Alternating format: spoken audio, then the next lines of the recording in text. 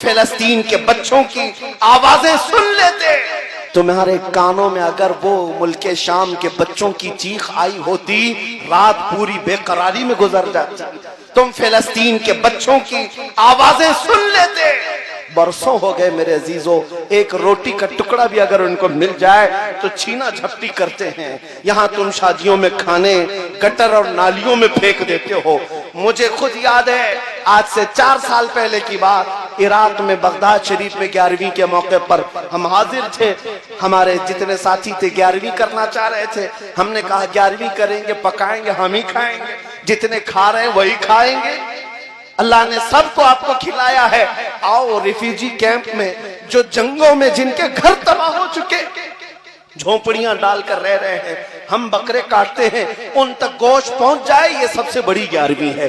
لوگوں نے 13 بکرے کاٹے تھے۔ میں صرف ایک بات آپ کو بتا رہا ہوں، ہم جھولیوں میں بھر بھر کر کے ریفیوجی کیمپ گئے تھے، اور لے جا کر کے جب تقسیم کرنے کے لیے آئے، وہ بچے ایسے لپٹ پڑے تھے کہ ہمارے کپڑے پھٹ گئے، صرف ایک ایک ٹکڑا گوشت کا لینے کے لیے۔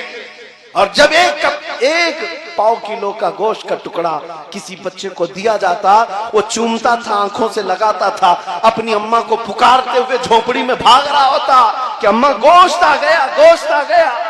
یہ منظر دیکھ کر جتنے ہم تقسیم کرنے کے لیے گئے تھے رو پڑے تھے میرے عزیزو۔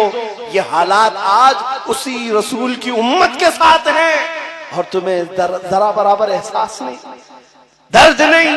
آج ہمارے ناچنے کے دن نہیں ہے، ہمارے رقص کرنے کے دن نہیں ہے۔ نوجوانوں کو ناچتے ہوئے رقص کرتے ہوئے دیکھتے ہیں تو دل کے اندر عجیب سی کیفیت پیدا ہوتی ہے۔ اصلاح معاشرہ کا یہ بہت بڑا پلر ہے۔ یہاں سے اگر خرابیاں ختم ہو جائیں، کیونکہ میرے آقا نے فرمایا میری امت کے 2 پہیے ہیں، 2 جماعتیں اگر صحیح ہو گئی تو میری پوری امت صحیح ہو جائے گی۔ صحابہ نے پوچھا وہ 2 جماعتیں کون سی ہیں؟ فرمایا ایک علماء کی، ایک عمرا کی، امیروں کی۔ یہ 2 اگر صحیح ہو گئے تو امت صحیح ہو جائے گی، اور یہ 2 بگڑ گئے تو پوری امت بگڑ جائے گی۔ ضرورت ہے اصلاح معاشرہ میں یہاں کی بھی اصلاح کی۔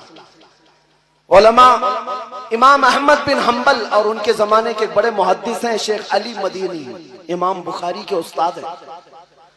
یہ امام علی مدینی اور امام احمد بن حنبل میں کسی مسئلے میں اختلاف ہوا۔ امام احمد بن حنبل کے شاگرد کہتے ہیں ہم ایک دن پڑھنے کے لیے بیٹھے ہوئے تھے، شیخ علی مدینی گھوڑے پر سوار ہو کر تیزی سے آئے، گھوڑا سامنے باندھ دیا اور سینہ تان کر اندر امام احمد بن حنبل کا دروازہ کھولا، چیختے ہوئے آ گئے احمد بن حنبل کہاں ہیں؟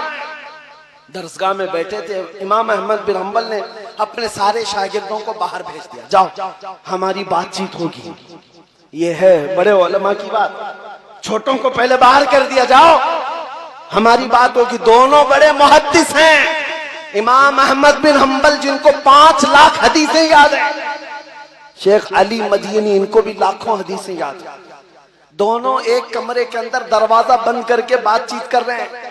شاگرد کہتے ہیں آواز اتنی بلند ہو گئی تھی ہمیں لگتا تھا کہ اب مار پیٹ ہو جائے گی، ہاتھا پائی کی نوبت آ جائے گی، اتنا تیز آواز اندر سے آ رہی تھی۔ تھوڑی دیر کے بعد آواز ٹھنڈی ہونے لگی، پست ہونے لگی، بند ہو گئی آواز، دروازہ کھل گیا۔ شاگرد کہتے ہیں ہم نے دروازہ کھولا تو شیخ علی مدینی غصے میں اٹھ کر جا رہے تھے، اور امام احمد بن حنبل بھی ان کے پیچھے پیچھے جا رہے تھے۔ جب شیخ علی مدینی گھوڑے پر چڑھنے لگے، امام احمد بن حنبل اپنے دونوں ہاتھ ان کے پیر کے نیچے رکھتے ہیں۔ شیخ علی مدینی امام احمد بن حنبل کے ہاتھوں پر اپنا پیر رکھ کر گھوڑے پر چڑھ گئے، سلام کیا اور نکل گئے۔ امام احمد بن حنبل کا یہ عمل شاگرد دیکھ رہے ہیں، پوچھا حضور جو اختلاف تھا ختم ہو گیا؟ امام احمد بن حنبل نے کہا ختم نہیں ہوا، ابھی بھی چل رہا ہے۔ میں ان کو قائل نہیں کر سکا، انہوں نے مجھے قائل نہیں کیا، اختلاف ابھی بھی باقی ہے۔ شاگردوں نے پوچھا اندر اتنا چیخم پکار ہو رہی تھی، ہاتھا پائی کی نوبت آنے والی تھی ایسا لگ رہا تھا، اور جب دروازہ کھلا تو آپ باہر نکل کر ان کے پیر کے نیچے اپنے ہاتھ رکھ رہے ہیں، یہ کیا معاملہ ہے؟ اگر اختلاف ہے تو پھر ہاتھ کیوں رکھا ان کے نیچے؟ امام احمد بن حنبل نے کہا اے لوگو میرے شاگردوں، اختلاف الگ چیز ہے، تم علی مدینی کو نہیں جانتے، وہ محدث ہیں، میں نے تو صرف ہاتھ رکھا، ان کے تلووں کے نیچے کی مٹی سرما لگانے کے قابل ہے۔ یہ ہم نے مصر میں پڑھا تھا، ادب الاختلاف کی کوئی چیز ہے۔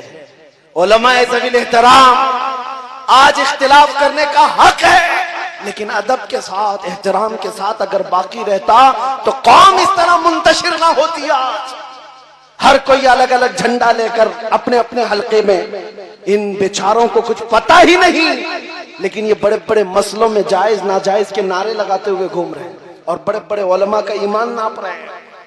یہ خرابیاں یہاں سے در آئی، اس لیے میں نے یہ دو باتیں عرض کرنی پڑی۔ بہرحال جو کچھ بیان ہوا وہ آغاز باب تھا، اس لیے کہ اصلاح معاشرہ ایک ایسا طویل باب ہے جس کو شروع کرنے کے بعد اختتام نظر نہیں آتا۔ خلاصہ کلام پھر سے میں یہی کہوں گا، آج کے اس رات میں ہم یہ عہد کرتے ہیں جو اعلیٰ حضرت نے فرمایا، انہیں جانا انہیں مانا، نہ رکھا غیر سے کام، للہ الحمد میں دنیا سے مسلمان گیا۔ اگر حضور پاک صلی اللہ تعالیٰ علیہ وسلم کی طرف ہم سب جمع ہو جائیں، وہ ایک نام کافی ہے ہمارے اتحاد کے لیے، وہ ایک نام کافی ہے ہمارے اختلافات کو مٹانے کے لیے۔ ہم سب کو اگر یہ احساس ہو جائے، سلسلے دسیوں کیوں نہ ہو جائیں، یہ نہریں ہیں، سب اس مدینے کے سمندر میں جا کر جمع ہو جاتے ہیں، تو اس سمندر سے اگر پیار ہو جائے تو اتنے جھگڑے اور فسادات محلوں میں کبھی نظر نہ آئیں گے، اتنے برائیاں نہیں آئیں گی۔ اس لیے عزیزان گرامی، جڑ کی طرف توجہ دو۔ اگر جڑ تمہاری مضبوط ہو جائے تو پھر انشاءاللہ ہمارے جیسوں کو آ کر کے تمہاری اصلاح کی بات کرنے کی ضرورت بھی نہیں پیش آئے گی۔ کل کو تم خود کھڑے ہوں گے، برائیوں کو روکیں گے انشاءاللہ، روکیں گے نا انشاءاللہ۔ اور ہمارے علاقوں میں نشہ نہ بکے گا، نہ کھائیں گے اور نہ ہی بیچیں گے، اور نہ ہی کرنے والوں کے ساتھ دوستی کریں گے انشاءاللہ، کریں گے نا انشاءاللہ۔ جو عہد کر رہے ہو یہ رسول اللہ کو حاضر و ناظر جان کر گانے سننا چھوڑ دو، کیونکہ فرمایا گیا جو گانے سنتا ہے فحش، اس کے دل میں منافقت آ جاتی ہے، وہ منافقت کے قریب جاتا ہے اور وہ زنا کے قریب جاتا ہے۔ ان الغنا یورث النفاق، گانا نفاق کی طرف لے جاتا ہے اور زنا کی طرف لے جاتا ہے۔ دن بھر ایئر فون لگا کر گانے سنتے رہتے، پتہ ہے قیامت کے دن ان لوگوں کے متعلق فرمایا جائے گا، سیسا پگھلا کر کے ان کے کانوں میں ڈالا جائے گا، بھیجا باہر نکل آئے گا۔ جو گانے سنتے تھے، بے حیائی کے نغمے سنتے تھے، یہاں برائیاں ہیں، عہد کریں گے انشاءاللہ، سنیں گے تو میرے مصطفیٰ کی نعتیں سنیں۔